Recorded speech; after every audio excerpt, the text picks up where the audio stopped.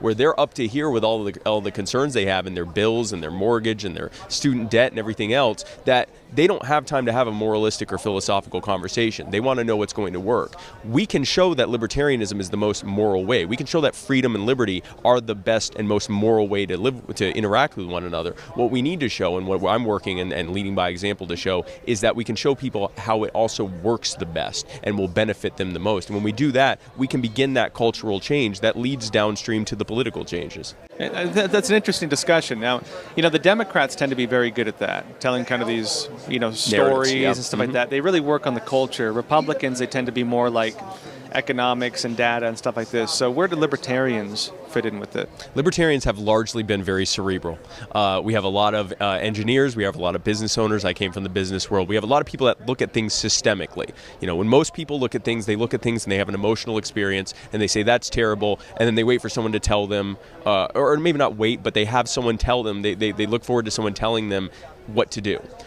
We tend to look at things as, wow, that was terrible, or wow, that was great. What led to that happening? We try to figure out what made that happen, so if it was good, we can have more of it, or if it was bad, we never have that happen again, or at least have less of it.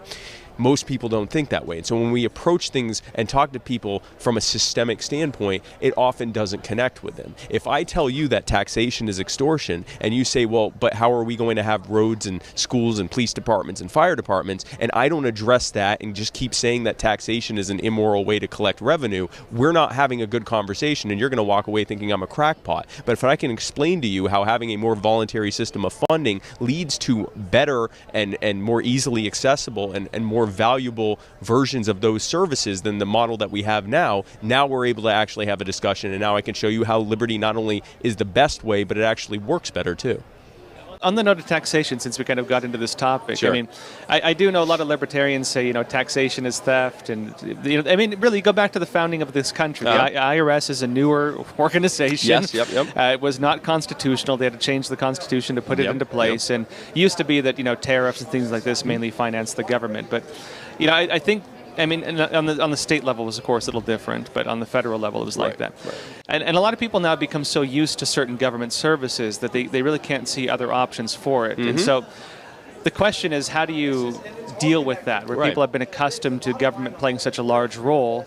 How would you ever transition out of that, and what do you recommend as the kind of solution to this? Well, so this is a perfect example of what we were just talking about. So if you look, everyone is angry about the government providing or misproviding something. Like we've seen protests and riots over police brutality. We've seen protests over mask mandates and lockdowns. We've seen protests and riots over the outcome of the election. We've seen all sorts of different things.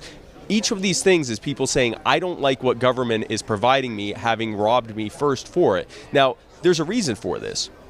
If I opened up a business of any kind, and my model was to go around here and point a gun at everyone's head and say, you have to give me however much money I think you owe me, but then you can come back later and I'll give you whatever my service is. Not only is that inherently wrong for me to do that, but there is absolutely no reason for me to provide good value in that, right? Because I don't have to actually demonstrate value and have you voluntarily give me money.